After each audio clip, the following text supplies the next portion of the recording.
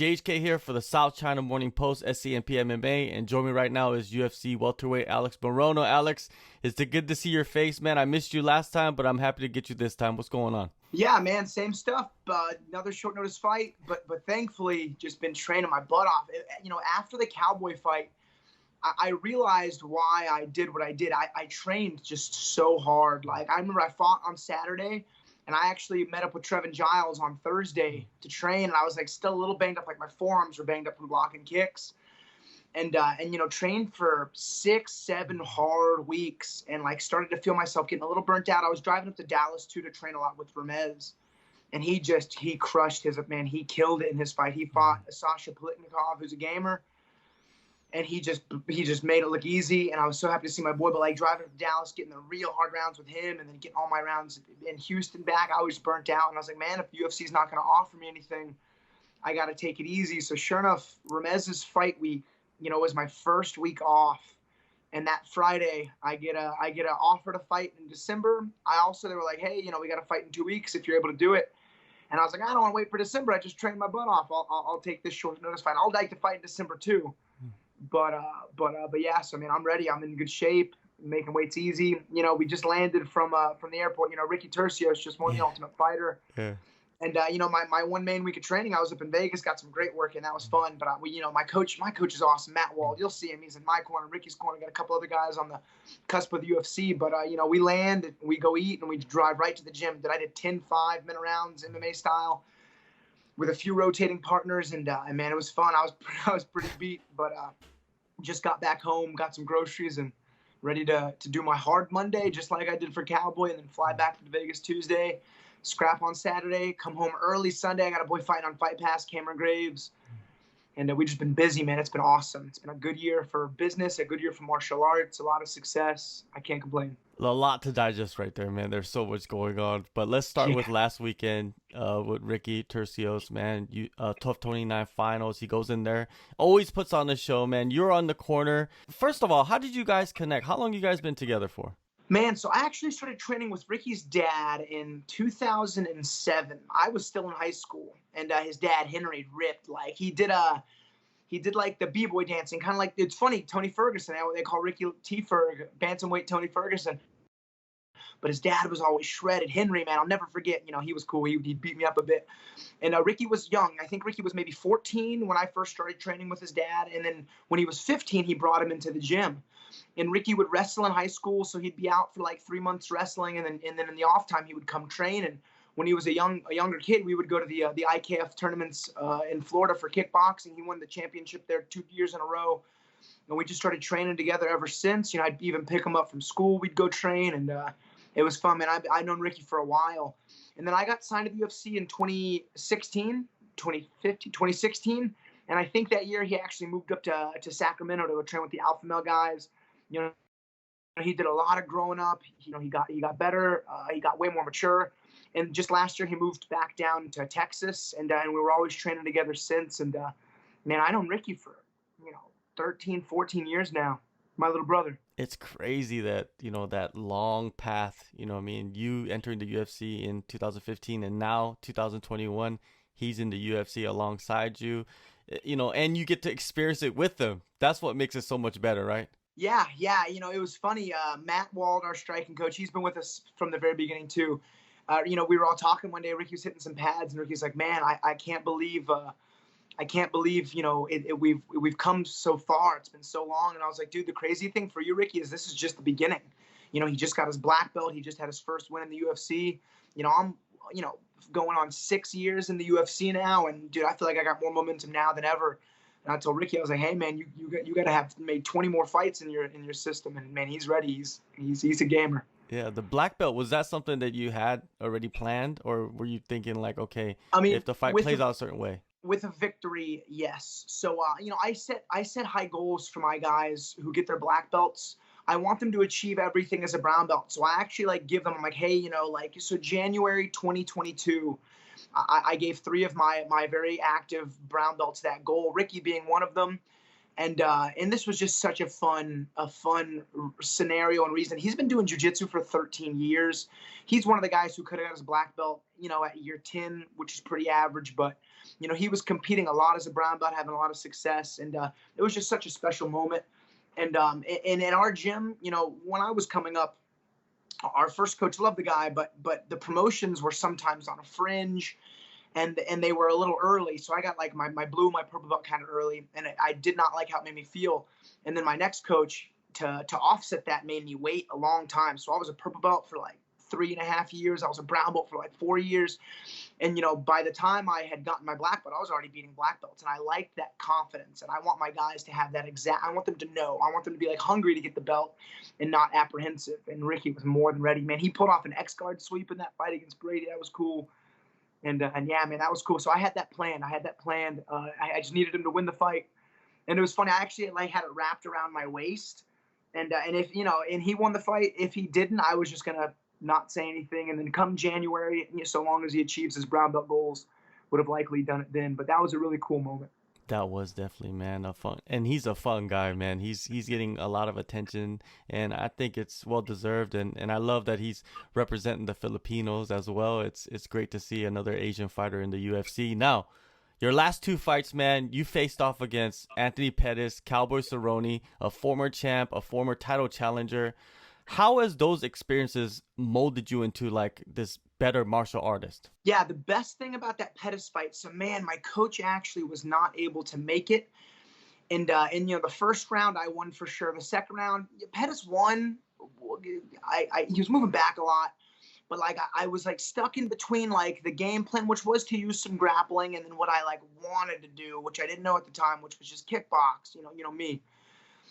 And then in the third round there was a grappling exchange, and I needed to win that exchange once, and I ended up going for like a sweep that I hit a lot, it just didn't work out, and that one was so narrow. But I learned, I can not only contend with these guys, I can beat these guys. So I had that new mindset in the Cowboy fight. And, I never had issues with confidence, but you just don't know. You don't know until you're in there. And the Pettis one was so close. I feel like if I just knew what I knew now, I could have, really implemented the damage more. And I just have, so much more, and not even confidence. It's like awareness. I got the awareness that I'm at that same level. And I'm ready to throw some hands. I just turned 31. I feel just so good. I got some like small, in non-invasive procedures done through the UFC, and my joints feel good. I'm in a good spot right now, physically and mentally, and I'm looking to really keep this momentum and build it up and make some money. I'm at a point in my UFC career where I'm getting paid, better than I thought I ever would. So I'm looking to bust some heads open and cash some checks. Definitely. The finish over Cowboy Cerrone, it was a beautiful striking display. Besides the bonus money, what do you think has been the impact of that victory, maybe even with your standing with the UFC? Yeah, that was awesome. So, I was curious. I was telling my friend Matt Wall, my coach, I was like, hey, I think I'll be on the main card for this next one, because I was looking at the fight card. There's a lot of unknowns. And sure enough, man, I'm right before the co-main. And that's what I want. I want to be a main card fighter. For one reason, that's because I want people to see me throwing down. I feel like I fight what the fans want to see. And I only say that because, like, as a fan first and a fan now, I like when guys just stand and scrap it out. And I got a couple of moves that I practice a lot. The right scenario has to happen, but I'm looking to make a big mark as soon as I get the opportunity. And I'm just happy to show the world what it's like to throw down, and happy to make the matchmakers, like my style. This fight is 2 weeks short notice. You said earlier that you had a fight in December. Could you reveal, did they have an opponent, or was it just a date? No, they had, man, I wasn't super excited about the opponent. I didn't want to talk about it much because I don't want it to happen. Zawada, I actually watched all his fights. I don't know why. So I fought in July of 2017 against Jordan Mean in Calgary, Canada. And I showed up there like 2 days early before fight week. And there was a fight card, and I watched David Zawada's debut against Danny Roberts. And I was looking at Zawada. I was like, man, I'll probably fight him one day. And I've watched all of his fights ever since. And I know he's one of the guys where his skill set doesn't show his UFC record. Like, his UFC record's not as good as he is. And he's got a big win over Habib's brother, And then his 3 losses, 2 of them are split decisions against really good competition, and then one of them is a finish against Li Jingliang. And he was doing okay in that fight. So he's had 4 fights against really good dudes, decent showing. And then I'm not overlooking it at all. So I'm really focusing on this fight. And then with another win, that's the mindset, that's the game plan. I'm going to try to call my shot for December. But I'm not going to mention anything until I get my job done on next Saturday. You're definitely right, man. If you do break down Zawada, his record does not show how good he is, because he was in every fight. It wasn't like he was completely dominated. Of course, he was finished in the Lee fight, but that first round they were going back and forth. It was a great fight. Yeah, he dropped Lee with a right hand. That was a good scrap. I actually fought on that card as well. I fought Song Kanan. That was in China, and I remember watching that fight. And then Lee finished him with a side kick, Jingliang. It was just an interesting one to see, a side kick to the body, then a follow-up. That was a good scrap. Do you miss the international fight cards, man, traveling abroad? Hell no. It was cool. I'll tell you, fighting in Japan was awesome. I would go back to Japan. I would like to fight in the UK, in like anywhere in Europe, really, but like especially in London. But man, I've crossed all that off my list. Like I'm cool for Vegas and I'm cool for Houston. I don't like to travel too far. So no, I feel like I did my time. I mean, going to Asia twice was awesome, but taxing. The trip to China was tough. That was Thanksgiving weekend. Our baggage was lost. I mean, that was an ordeal. Canada was cool. Canada was close, but I'm not really looking. I hope not to go to South America. Just Mexico City would be cool, but the elevation's crazy. And Brazil was cool, but I've already been to Brazil, and I've heard there have been a few instances of some dangerous scenarios. So I just don't. I'd like to fight in the U.S. No Fight Island for you, unless it's a big one, huh? Man, that's such a trek. I don't know. The idea of Fight Island is cool because it's like something out of Mortal Kombat. But again, man, I just feel like I'm at such a point in my career. Like I feel like I'm becoming an old man because I'm like, I don't want to travel. I just want to stay home and fight. But honestly, if it's up to me, no. But if UFC's like, hey, we got to fight for you in Abu Dhabi, I would certainly take it. But I'd rather fight in Vegas. Yeah, if I was a fighter, I think I'd just rather fight in Vegas, especially if I lived in the States. But, a 5-star, Mortal Kombat or, whatever you want to call it, it's not too bad either. But, yeah, it takes a big name to get you over there. I understand what you're saying, man. Now, with Zawada, what other aspects do you think intrigue you about this matchup? He's a decent grappler. He got that triangle against Nurmagomedov. He was fighting a Russian guy. I'm only assuming his wrestling was good. I only saw him fight once. But, I don't know. At first, I didn't really know his style. I remember when he fought Danny Roberts, they had mentioned, like, he was a grappler. But then after watching all the tape on him, he's a striker. I think he's like a Muay Thai guy. He's got a good low kick. He's got a good right hand. He's got good clinch work. So, and I actually have been doing a lot of grappling myself. So this is one of those fights. I expect it to go everywhere. Don't be surprised you see me shooting in.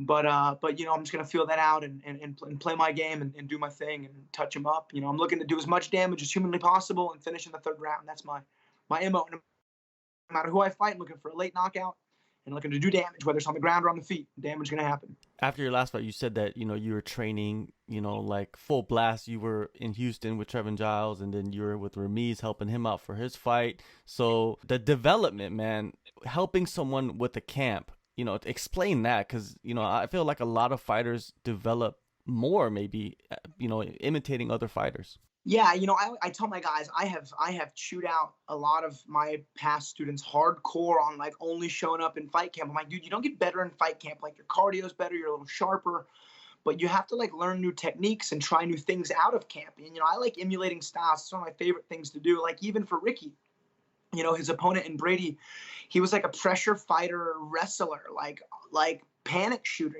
He would like come forward and shoot no matter what, kind of Kessa style. And I actually did that for a long time. So like my cardio is really good. My wrestling's not bad right now. And with Ramez, he was fighting Sasha Plitnikov, and we have similar styles. I feel like I'm a little more refined than Sasha, but that was fun. So, you saw Ramez's fight in that one. He just blasted double leg, took his back, and took him down. So I was having to fight Ramez off me, and dude, Ramez a beast, and he got some heavy hands. I guarantee you, he will knock somebody out in the UFC, man. He's great. His striking is great. He'll use his striking to set up his wrestling, but man, he'll crack dudes. He's got a lot of submissions on his record. I think he's got 9 submissions out of 9 wins and 9 finishes. But I know he's cracked a lot of dudes. He's like rocked dudes. and like made him shoot sloppy and choked him or rocked him and dropped him and then subbed him out. The club and sub is what we call it. So yeah, working with him was fun. That was just like high pace cardio. And our rounds were so competitive that my coach Safe, when I told him, when he, told me about the short notice fight, he was like, Morono, I've been watching you do hard rounds for over a month. I'm confident in you to take this fight. And I was like, good, coach, me too. Let's do it. So that was cool. Definitely, man. And the momentum is there. Your coach is confident in you going in there and taking out Zawada. What do you see, man, in this fight? I see a wild fight, man. Zawada, like you said, he can go anywhere in this fight. Yeah, he'll throw some heavy leather too. Same thing, man. One of those things, I expect it to go everywhere. Plan on really doing some damage. Again, I wouldn't be surprised if I initiated some grappling, keeping it on the feet. This is one of those fights, just a well-rounded MMA fight. I think it'll be a good one. Yeah. Now, one last thing, man. I just wanted to get your thoughts on the top of the welterweight division. It's kind of, I don't know, is it kind of clogged, I guess? Like, you got Usman rematching Covington, right? But Covington doesn't have a win over a top 10 opponent, right? Did you see that statistic? Covington doesn't have one win over a top 10 ranked opponent, and he's getting a title shot. Isn't that wild? I'll tell you, their first fight was really good. I'm looking forward to that fight. That's like the championship rematch night, because Thug Rose is fighting Wele. That's a excellent fight card. I'm looking forward to that fight. No, I think it's good that, Usman's a great champion. He fights a lot. And he's finishing fights. He reminds me of Cejudo.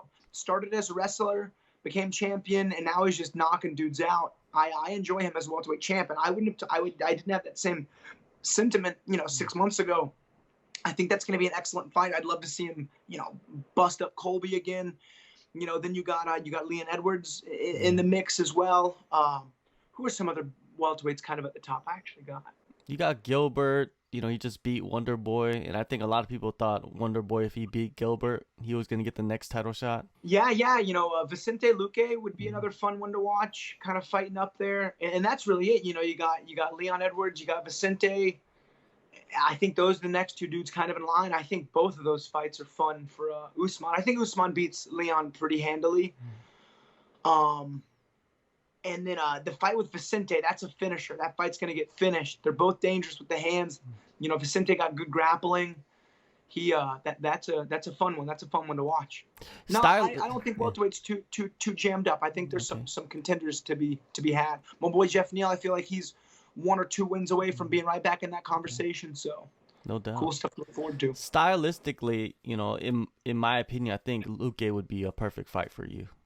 I've always thought about fighting Luque. That excites me too, because he's got good offensive striking, and defensive striking is not bad. Good jiu-jitsu. Yeah, I've watched every one of his fights. That's another guy I thought I'd tango with eventually too. I'm always realistic about the rankings too. I know I got to win maybe 2 or 3 to get a matchup like that, but if they ever make that call, I'm in it. For sure, man. And man, your next fight is gonna be a banger, September 4th. It's only a few days away, man. Las Vegas. Thank you so much, Alex, man, for taking the time, and good luck, man, on the fighting and rising up the ranks like you want. Good, man. Hey, thank you for having me on the show. Take a move in the ring. You can hit me with a word you fling.